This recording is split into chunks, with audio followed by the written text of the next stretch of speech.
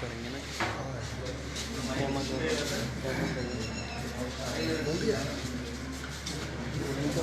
Facebook का access लीजिए।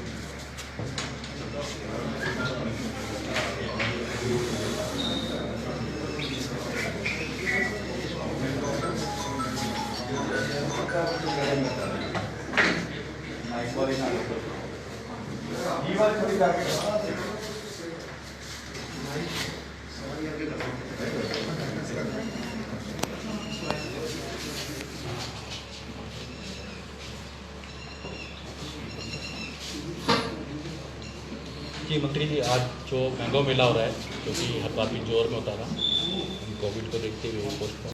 सबसे पहले तो मैं सारे वरिष्ठ पत्रकार छायाकार बंधु हैं, आपका धन्यवाद अदा करता हूँ, स्वागत करता हूँ कि जो कार्यक्रम है किसान एक ऐसी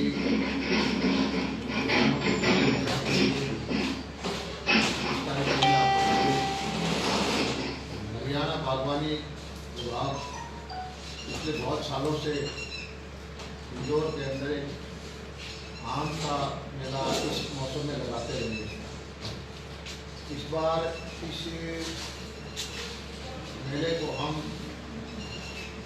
इंदौर एक शहर से निकाल के खेत में लेके आ रहे हैं, जो आपके सामने है, और एक फल से सीमित ना रखते हुए एक फल पे भिन्न भिन्न जो हमारे इलाके के अंदर आम का है या लीची का है, नाशपाती का है, आलू का है, किसी भी तरह के जो अलग तरह के फल हैं, उन सभी का प्रत्येक दिन एक फल को लेकर प्रदर्शनी करेंगे।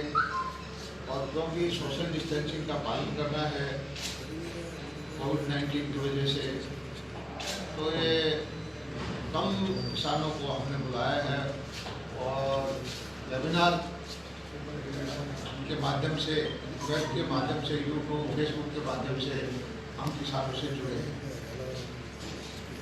हमारे देश में जब से आदरणीय नरेंद्र मोदी जी प्रधानमंत्री बने हैं, किसान उनके दिल में है, किसान सरकार की नीतियों के फोकस में है, और अभी भी पूरा ध्यान ये है कि भारत की अर्थव्यवस्था शहरों की बजाय खेती बाड़ी, किसानी और ग्रामीण रोजगार से भारत आगे बढ़े। जो महात्मा गांधी जी का एक सपना था, उसी दिशा में आगे बढ़ते हुए हम कार्यक्रम करते जा रहे हैं। और मैं धन्यवाद अदा करता हूँ प्रधानमंत्री जी का कि इस कोरोना के संकट काल में उन्होंने खेती बाड़ी से संबंधित सभी जो उनके उपयोग में आने वाली मशीनरी थी, उनके आवागमन पर किसी तरह का प्रतिबंध नहीं लगाया, किसान को खेत में जाने से रोका नहीं। और ये रिकॉर्ड की बात है, इस बार की जो फसल हुई है गेहूं की, सरसों की, इस मौसम की, ये ऐतिहासिक हुई है, ऑल टाइम हाई हुई है। और जो उम्मीद होती थी हमारी खेतीबाड़ी की ग्रोथ जो थी आमतौर पे 2-3% होती थी, इस बार सब चीज़ें डाउन हो गई और खेतीबाड़ी की ग्रोथ जो है लगभग 6% के आसपास पहुंची है। और एक नई आशा की जागी है कि हिंदुस्तान के अंदर हम इतने सक्षम हो जाएंगे कि सारी दुनिया का भरण पोषण करने में इतना अनाज पैदा हम कर देंगे, इतने फल पौधे, फल, सब्जियां, दूध पैदा कर देंगे। और इसमें हरियाणा का जो है योगदान किसी भी प्रदेश से ज़्यादा है। हरियाणा गेहूँ के, धान के, सरसों के उत्पादन में महत्वपूर्ण स्थान रखता है। और प्रधानमंत्री जी ने जो किसान की आमदनी बढ़ाने का लक्ष्य रखा है, उसको पूरा करने के लिए फसलों का विविधीकरण और बागवानी की तरफ खास ध्यान देने का हमारा जो हरियाणा सरकार की नीति है, उसकी तरफ ध्यान है। और किसान की आमदनी बढ़ाना है तो हमें बागवानी करनी पड़ेगी, फार्म गेट पे प्रोसेसिंग करनी पड़ेगी, हमें दूध का, डेयरी का उत्पादन और प्रोसेसिंग करना पड़ेगा, और जो गांव के अंदर फिशरीज का उत्पादन करना पड़ेगा। और इसके साथ साथ जो हमारे पढ़े लिखे बेरोजगार युवा हैं, उनको भी इसकी छोटी छोटी प्रोसेसिंग की यूनिट लगा के, चाहे वो बागवानी से संबंधित हो, चाहे दूध से संबंधित हो या फिशरीज से संबंधित हो, जो पैकेज 20 लाख करोड़ का दिया है, उसमें ग्रामीण जो बेरोजगार युवक हैं उनके लिए अपार संभावनाएं हैं। बहुत सस्ते रेट के ऊपर ऋण उपलब्ध करा रहे हैं, हैंड होल्डिंग करते हैं, ट्रेनिंग दिलवा रहे हैं, और हमें आशा है कि इसी बागवानी से, डेयरी से और फिशरी से 1 साल के अंदर हम 10,000 से ज़्यादा बच्चों को रोजगार दे पाएंगे। कम से कम है ये पढ़े लिखे जो सक्षम हो सके, जो रोजगार के लिए लाइन में लगे हुए बच्चे हैं, वो रोजगार लेने की बजाय देने में लायक हो जाए। और इसका 2000 हम फिशरी के फार्म अलग से बनाएंगे, और बागवानी के लिए हमने क्षेत्र बढ़ाने का पूरा लक्ष्य रखा हुआ है।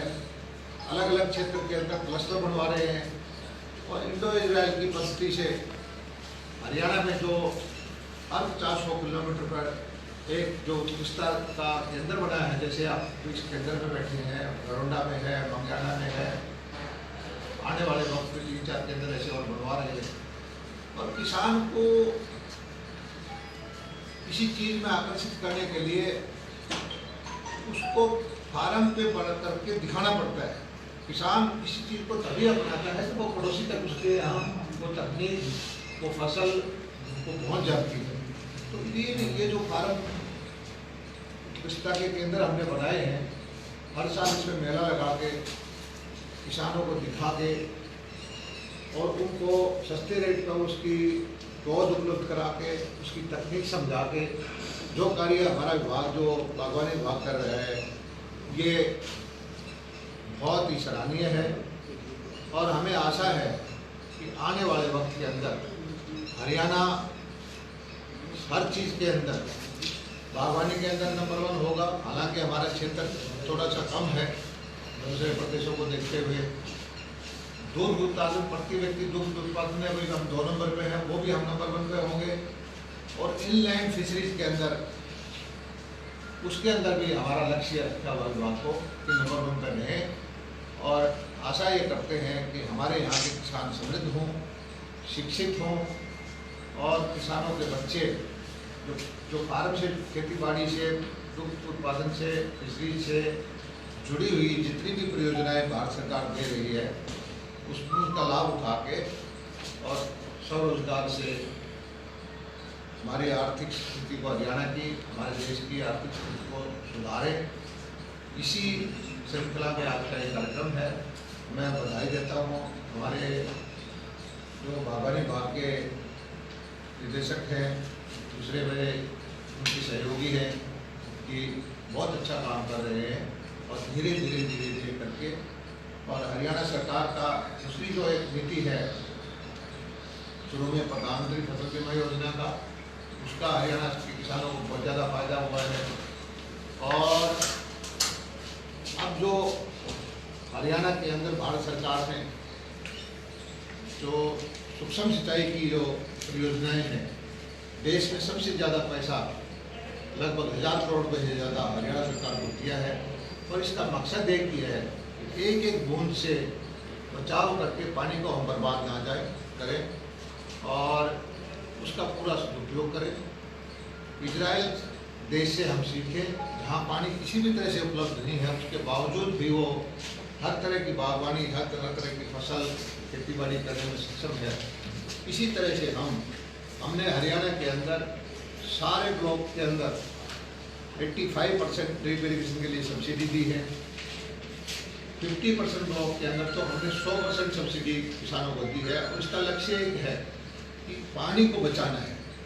पानी को हम उपलब्ध नहीं करा सकते, पानी प्राकृतिक संसाधन है, जितना उपलब्ध है वही है, लेकिन उसका सही बंटवारा करके सही एक एक बूंद बचा के पूरे प्रदेश के अंदर किसानों को उपलब्ध करा सकते हैं। और इसी श्रृंखला में मुख्यमंत्री जी ने कहा था कि धान को थोड़ा सा डाइवर्सिफाई करें। हालांकि हमारी विपक्षी पार्टियों ने गुमराह करने की कोशिश की किसानों को। हमारा ये एडवाइजरी थी और हमने 90% सब्सिडी इस बात पे दी है कि रिचार्जिंग के जो बोर लगाएगा कोई किसान 10% वो दो और 2-3 लाख रुपए की बोर का खर्चा आएगा, ताकि बारिश में जो पानी बर्बाद हो जाता है वो मिट्टी के अंदर हम डाल दें। उसकी योजना हमने बनाई है। आगे आने वाले वक्त में हम मक्का की परचेज भी करेंगे, बाजरे की परचेज करेंगे।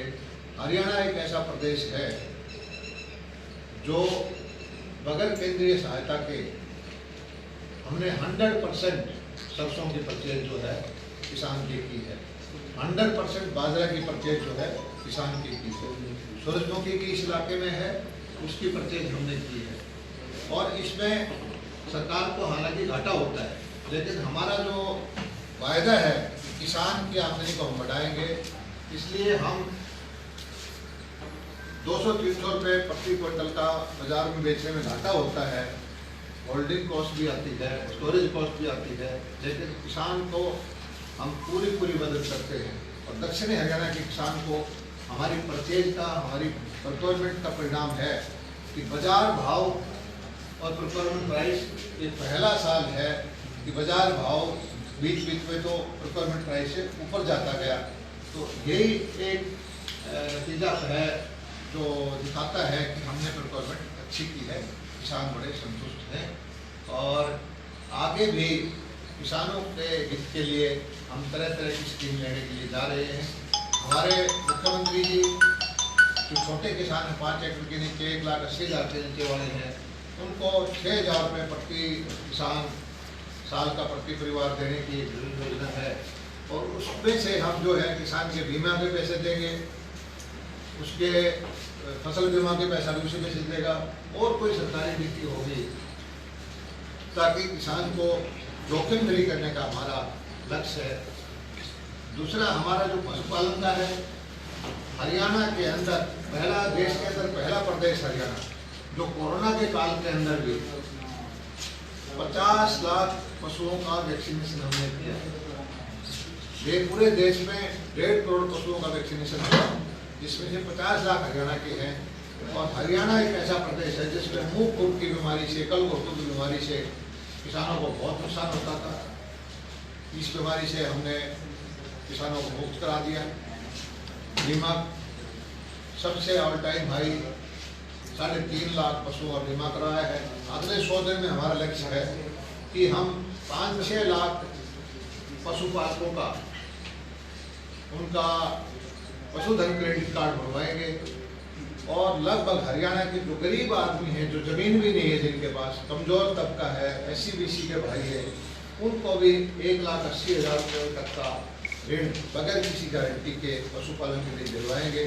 और हरियाणा पहला प्रदेश होगा जो पहले 1 लाख कार्ड जो है देश के अंदर सबसे पहले हरियाणा बंटवाएगा। ये हमारा लक्ष्य है। और हमारा सारे विभाग का, सारी हरियाणा सरकार का, हमारे मुख्यमंत्री श्री मनोहर लाल जी का एक ही है, नीति पे चले। हरियाणा एक, हरियाणवी एक। और अंत्योदय की भावना से जो सबसे कमज़ोर तबका है उसको साथ पहले उठाएं। ये सरकारों में, सत्ताओं में कुछ परिवारों का आधिपत्य होता था और सारी सरकार की नीतियों का लाभ कुछ परिवार उठा लेते थे और उन परिवारों के दम पे ही आज विपक्षी पार्टियां चलती हैं। लेकिन हमारी भारतीय जनता पार्टी की नीतियाँ ये है कि अंत्योदय की भावना, जो सबसे कमज़ोर आदमी है, जिसको सरकार की नीतियों का ज्ञान नहीं है, उनकी हैंड होल्डिंग हम करें और हमारी नीतियों का उनको फायदा पहुँचाए। इसी भावना को रखते हुए हमने कोशिश की है कि जो बिल्कुल गरीब आदमी है उनके पशुधन क्रेडिट कार्ड, भेड़ पालन के लिए, बकरी पालन के लिए, मछली पालन के लिए, मुर्गी पालन के लिए जो 4% ब्याज पर उनको पूंजी उपलब्ध कराएँ और साहूकार के चुंबन से उनको निकालें। तो आप सबका इन्हीं शब्दों के साथ आज इस 5 दिवसीय फल उत्सव का उद्घाटन करता हूँ और आशा करता हूँ किसानों के को इससे भरपूर फायदा होगा। और आप सबसे भी मैं उम्मीद करता हूँ कि जो यहाँ पर जो फलों की प्रदर्शनी है, बागवानी है, जो हमारी नीतियाँ हैं, जो किसानों को हम फायदा पहुँचा सकते हैं, जो हम सब्सिडी देते हैं, जो ग्रोथ में करते हैं, उनको एलिब्रेट करें और किसानों तक ये बात पहुँचाएँ ताकि हमारे किसान भाई सरकार की नीतियों का ज़्यादा से ज़्यादा लाभ उठा सकें। धन्यवाद। सर आपने बताया सर कि किसान विरोध कर रहे हैं। 20 तारीख को किसान सड़कों पर उतर रहे हैं, पूरे हरियाणा में विरोध कर रहे हैं। आपने कहा समय पे खरीद शुरू हुई, गेहूं समय पे खरीदी गई, मक्का की फसल समय पे खरीदी गई और दूसरी जो फसलें वो भी खरीदी गई, मगर पूरे हरियाणा में किसान 20 तारीख को ट्रैक्टरों पे काले झंडे लगा के विरोध कर रहे हैं। ऐसा है कि हमने फसल बीमा योजना लगाई तब भी यही आंदोलन चले, हमने मंडियाँ चलाने की बात की तब भी ये कहा कि सारे किसान करेंगे, आंदोलन करेंगे। हमने जो भी नीतियाँ चलाते हैं नाम किसान का होता है, लेकिन कुछ राजनीतिक पिटे हुए मोहरे हैं, वो अपनी राजनीतिक रोटियाँ सेकने के लिए किसान को आगे करके वो अपने आंदोलन चलाना चाहते हैं। उनका स्वागत है, वो अपनी बात कहें, हम अपनी बात कहेंगे, देखते हैं किसान बात किसकी मानता है। सर मक्के का रेट इस बार आधा रहा है, किसान की आप कहते हैं आय दुगनी करेंगे, तो दुगनी आय कैसे होगी? देखिए मक्का साल में 2 बार होता है। किसान से हमारी प्रार्थना है कि अब मक्का बोए, जिसने भी मक्का बोया है रजिस्ट्रेशन होगा, उसका मक्का 100% हम खरीदेंगे। और जो सर्दी वाला मक्का है उसके बारे में हमारी जो ना नीति है खरीदने की, ना हमारी गवर्नमेंट के साल में एक बार खरीदेंगे। ऐसा नहीं हो सकता कि हम सारा दिन दुकानदारी लगा के बोलते रहे। अब बाजरे वाला किसान कहेंगे आज बाजरा खरीदें, तो पूरा साल हम चीज़ों को नहीं खरीद सकते। लेकिन जो फसल का टाइम आएगा, हम गारंटी से सभी जो जहाँ जहाँ मक्का का रजिस्ट्रेशन होगा वहाँ पूरा रेट पर खरीदेंगे। बिल्कुल आप उसको सुनिश्चित करेंगे कि किसी किसान का कोई भी मक्का खरीद के बगैर ना रहे। सर टिड्डी दल का काफी प्रकोप है और कई 4 जिले ऐसे हैं जहाँ पर फिर से दोबारा से आने की उम्मीद है। ये जिस तरह से कोरोना का संकट है, टिड्डी दल का संकट किसानों के लिए उससे भी ज़्यादा है। इस बार अनुकूल मौसम, अफ्रीका में बारिश हुई है, वहाँ टिड्डियों के झुंड पहले भी रहते थे, तो उनका प्रजनन ज़्यादा हुआ है। पिछले 3-4 महीने से अफ्रीका से चल के अफगानिस्तान, पाकिस्तान होते हुए 4-5 टिड्डी दल हमारे यहाँ आ चुके हैं। और हम सौभाग्यशाली रहे कि पहले 2-3 जो दल थे वो उत्तर प्रदेश होते हुए मध्य प्रदेश, दूसरे प्रदेशों में चले गए, आगरा वगैरह होते हुए।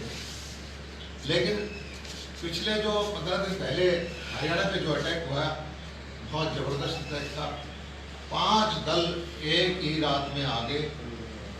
पलवल में था, नूह में था, महेंद्रगढ़ जिले में था, हमारे दादरी में था, मेरे क्षेत्र में लोहारू में था और सरसद के इलाहाबाद में था।